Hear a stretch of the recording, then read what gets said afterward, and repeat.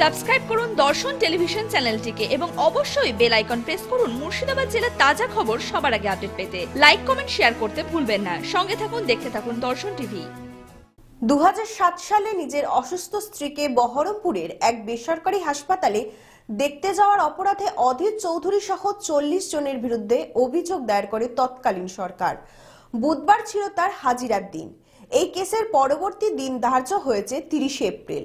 23 মে 2007 অধীর রঞ্জন চৌধুরীর স্ত্রী অসুস্থ হওয়ার কারণে তাকে ইমিডিয়েটলি গীতারাম হসপিটালে ভর্তি করা হয় এবং সেই ভর্তি করার পরে পরবর্তীকালে অধীর চৌধুরী, মনোজ চক্রবর্তী এবং মৌসুমী বেগম এরা হাসপাতালে তার দেখতে যায়।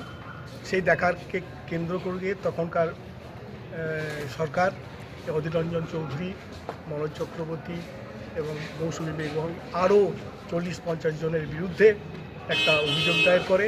সেই অভিযোগ দায়ের করার পর আমরা বিগত দিনে তাকে হাজির করেছিলাম। করার পরে গত 22শে জুন 2017 তারিখে ওয়ারেন্ট অফ অ্যারেস্ট ইস্যু হয়।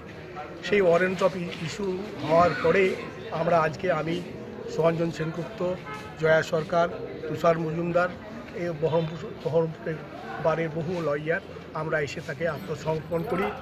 মাননীয় বিচারক, দ্বিতীয় বিচারক বিজয়তা দে তার ইজলাসে তাকে আত্মসমর্পণ করেন।